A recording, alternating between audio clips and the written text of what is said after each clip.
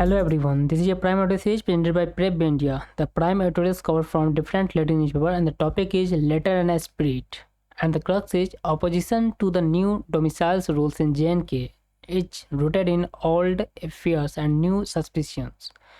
Now going to move in detail. New domicile rules that followed the terminations of the special constitutional status of Jammu and Kashmir, which was reorganized into two union territories, have brought succor and a hope for a segment of its population that had to contend with fragmented citizenships right for long. This group of 2 to 3 lakh people is made up of refugees from Pakistan, sanitary workers resettled from other parts of India, and Gorkhas who arrived as soldiers before independence. The Eastwell state of JNK gained special powers to define its permanent residents and restrict land, educational, and employment rights only to them.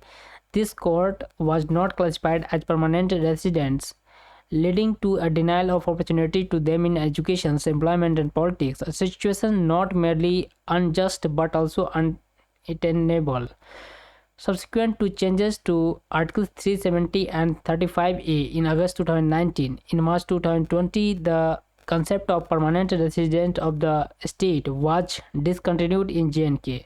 As per the new domicile rules, those persons and their children who have resided for 15 years in JNK or have studied for 7 years and appeared in the class 10th and 12th exam in an educational institution in the UT are eligible for grant of domicile.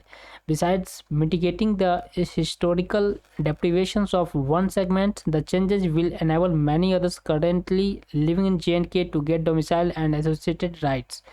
Not everyone is rejoicing, though there are concerns that the changes in domiciles rules will lead to a huge influx into the region. A more uncharitable interpretations is that a deliberate scheme to change the demographic character of the region is unfolding.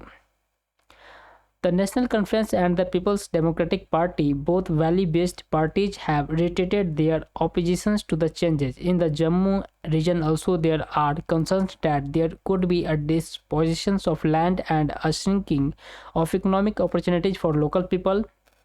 Movement of people across political and natural borders has been a constant feature of progress, and arguments over who are the original inhabitants of a place serve little purpose other than to accentuate political polarizations, economic growth, and vitality of a society, often positively correlate with its openness towards the outside world. Communities that are not equipped to negotiate with unfamiliar market and culture forces need some institutions. It is arguable that with relatively high rates of literacy, education, and material standards, JNK is not susceptible to any demographic or economic takeover by immigrants. Movement into the region will be largely driven by economic reasons.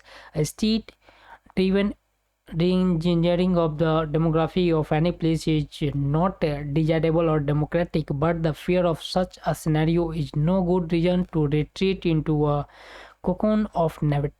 With that, in these editions, we will keep updating you. Press the subscribe button and bell icon notifications for the latest news update. Thank you for watching. Namaskar.